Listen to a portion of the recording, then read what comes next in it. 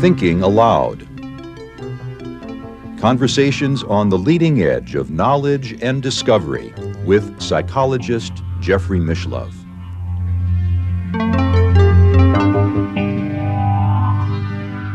Hello and welcome. I'm Jeffrey Mishlove.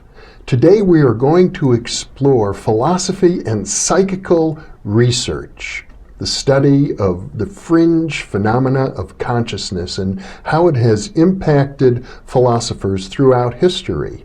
With me is Reza Jorjani, who is a faculty member of the New Jersey Institute of Technology. Welcome, Jason. Thank you. It's a pleasure to be with you, Jeffrey. It's a pleasure to be with you, too.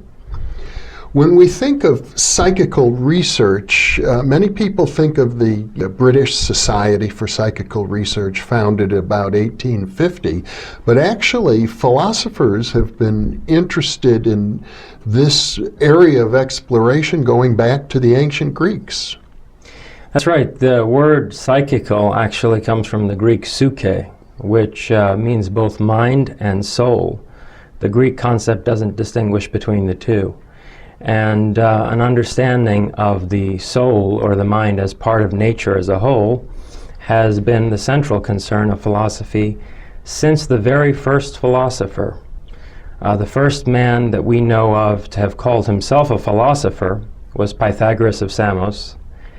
And Pythagoras spent 22 years in Egypt studying with the priests of the Egyptian temples, until he was arrested by the Persian army during their occupation of Egypt and brought back to Babylon, the capital of the Persian Empire, where he studied Babylonian astronomy and the precursors of natural science in Babylon for another decade before returning to his native Greece.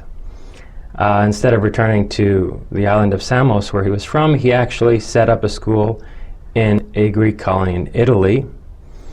And Plato, who is widely regarded as the founder of Western philosophy, became a member of the Pythagorean order after the execution of Socrates. In Pythagoras's attempt to understand nature, all manner of what we now think of as psychical phenomena figure in prominently. And I suppose it's fair to say that in the ancient world, these things were just matter of fact. There were temples and oracles and cults of every sort, people going into altered states of consciousness through numerous means. There were mystery schools and what we think of today as sort of the exotic fringe phenomenon of consciousness in the ancient world were pretty mainstream.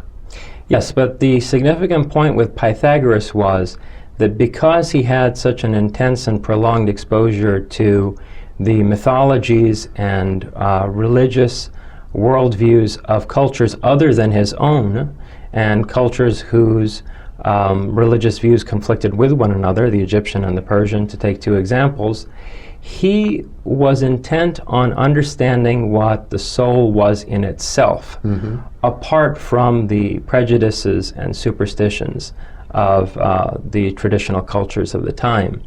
And so this really is, in that sense, the beginning of psychical research as a natural scientific approach to fathoming the nature of consciousness. And how, in your view, did Pythagoras define the soul or explain the soul? Well, we don't have any writings directly from Pythagoras, but through Plato's school, the picture that we have is that for the Pythagoreans, there were three orders of reality. The natural world, what we've come to think of as the material world, an abstract order of being that can be grasped through mathematical thinking, and something in between that, a kind of imaginal world, a world where we have something like sensory perception, a dream world, as it were, that intermingles elements of abstract ideas with the kinds of sensory experiences not just sight, but also sound and touch that we have in the material world.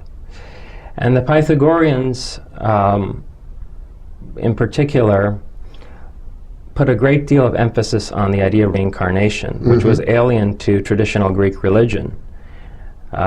So they viewed the cultivation of the mind in some ways as a preparation for death and rebirth.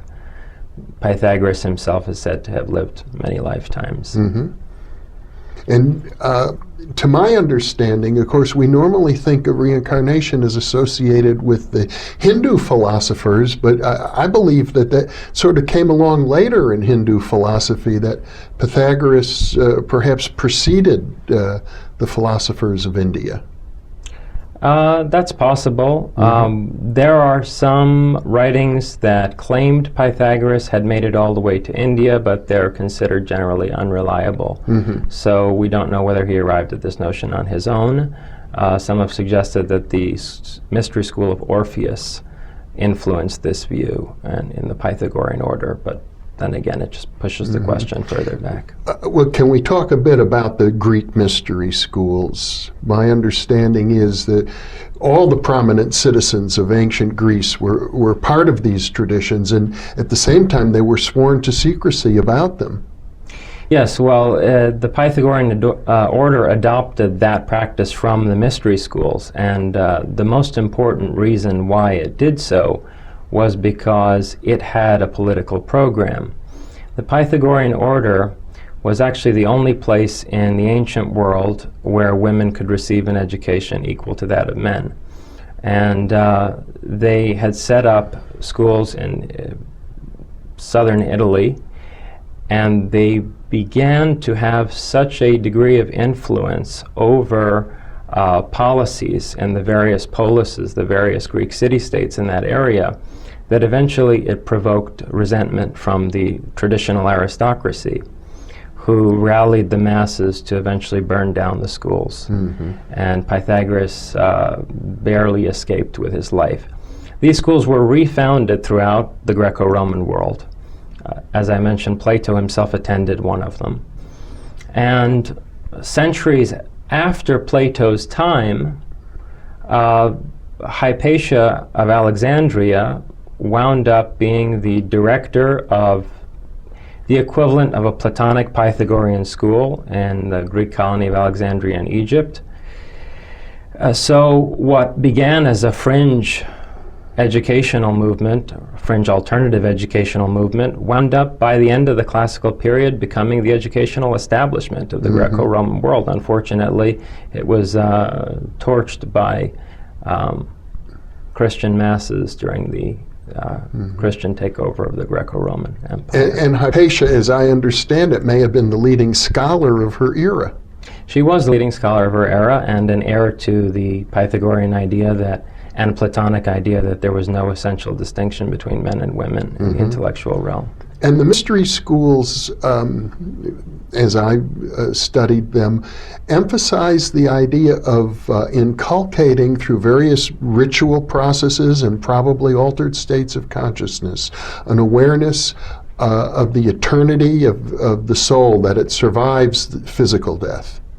Yes, in some cases they would use natural caves, grottos in the countryside of Italy essentially as sensory deprivation chambers, and they had developed certain hallucinogenic compounds from natural plants, and they would try to understand the illusory nature of this world of experience that we're in by evoking equally captivating virtual realities, as it were, inside these grottos. That's one of the practices that they used. And you see this influence Plato in the Republic in his allegory of the cave. The idea that there is an inner reality which is more real and more profound than the ephemeral external world we perceive through our senses. Yes, that essentially we're living in a world of shadows projected onto a cave wall.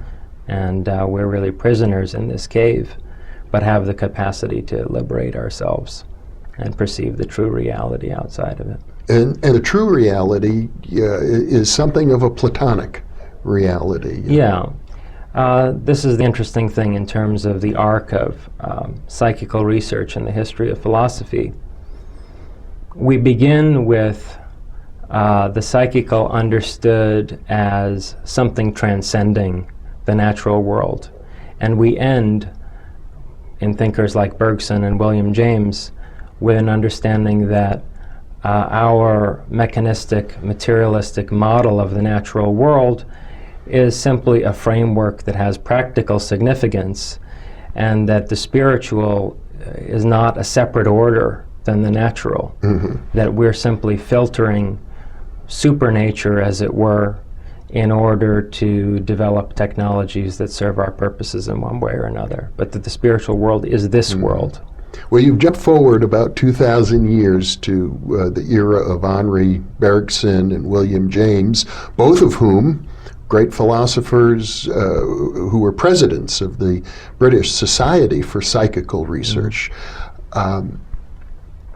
That's quite a leap forward. It didn't happen. Well, the leap forward is across a fulcrum that really is epitomized by René Descartes.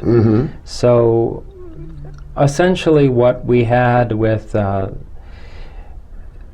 Christianization of the Roman Empire was a need on the part of the church authorities to limit any speculation concerning the spiritual world.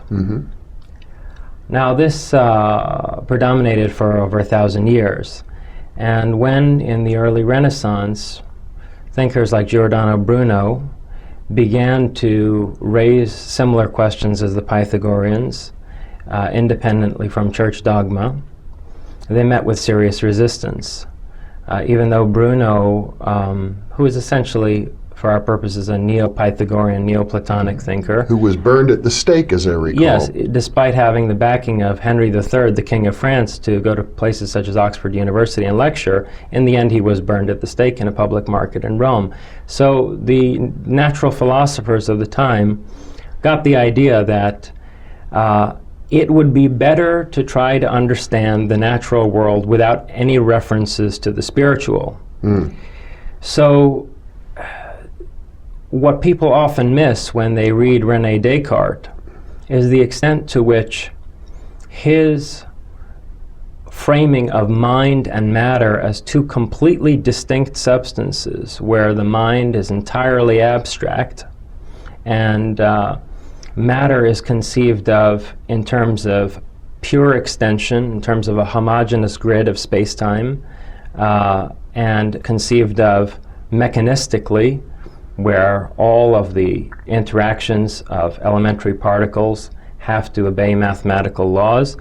This radical dichotomy between a rather hollow conception of the mind and or vacuous conception of the mind and an entirely mechanistic natural world is motivated in part by a concern with the church not wanting people to speculate about the spiritual world.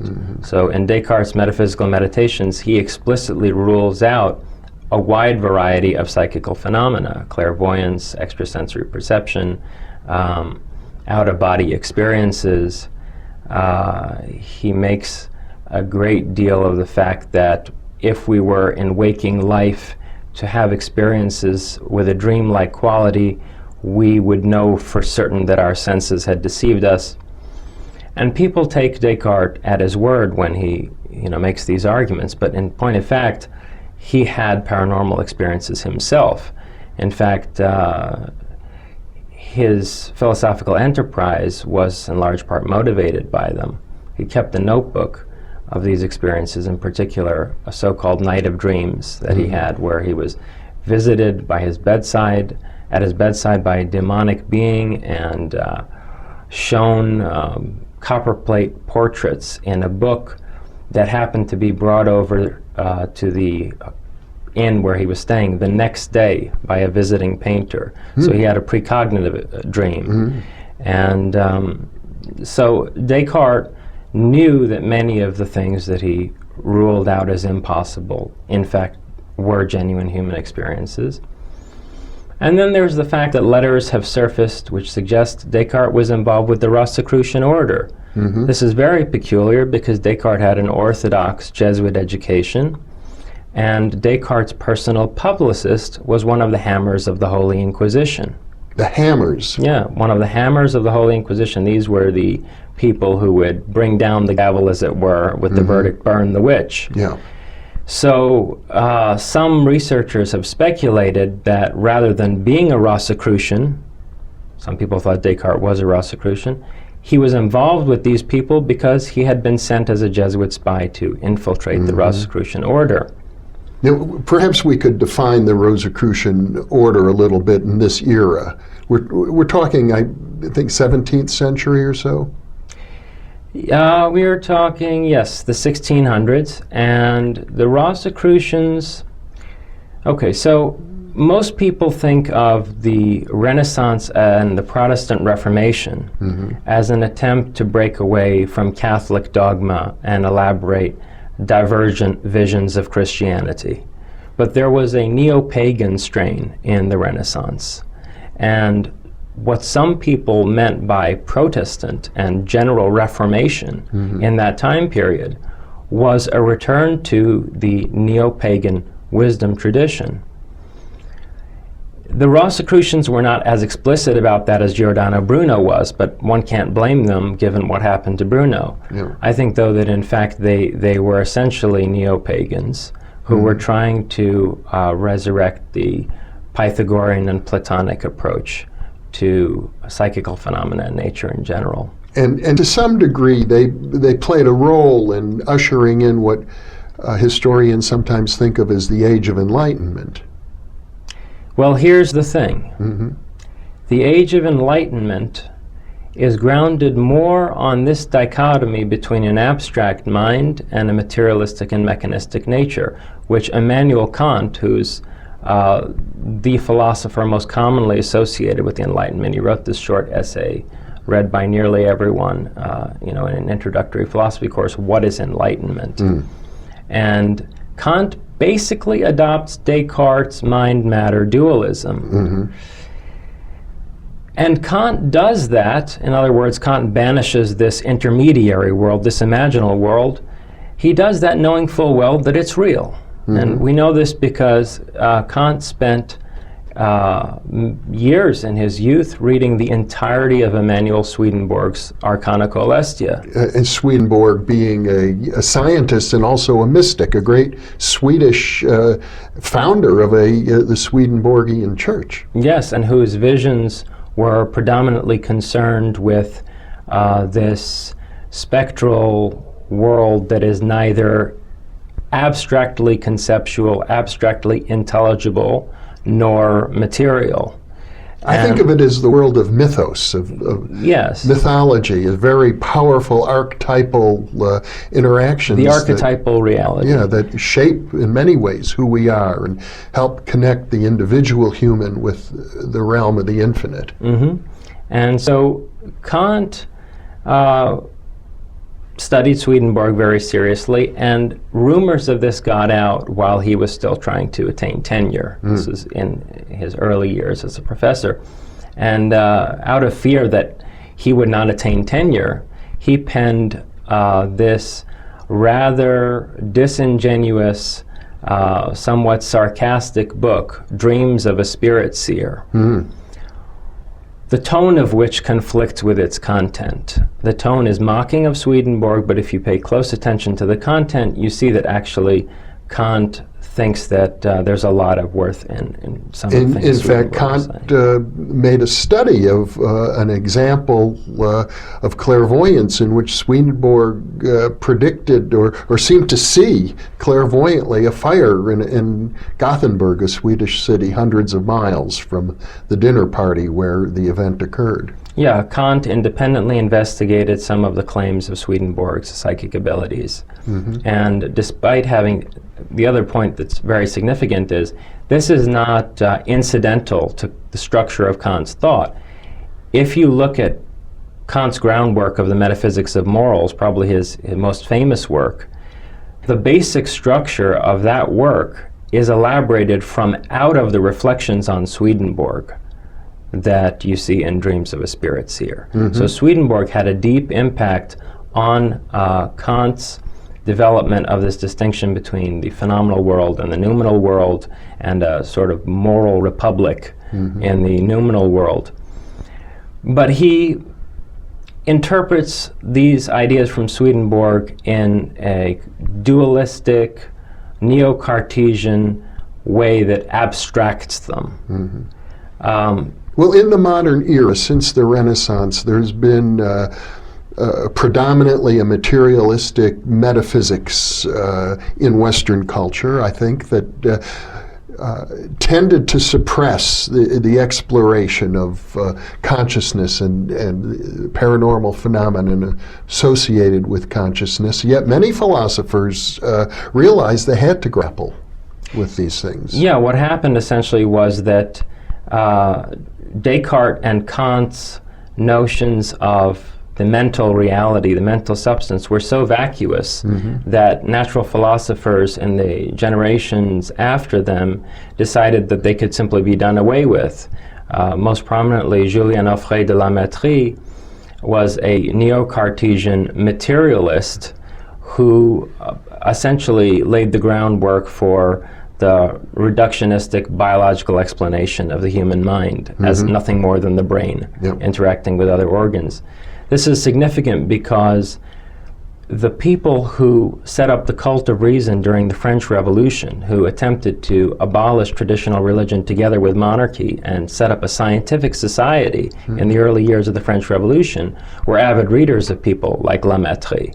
And so indirectly, a kind of Cartesian mechanism wound up at the basis of a vision for reorganizing society that failed precisely because people like Robespierre saw that it would leave the world without a moral foundation. So then you have Robespierre set up his cult of the supreme being as a reaction against the cult of reason, which eventually led to the failure of the French Revolution and Napoleon's restoration of Catholicism.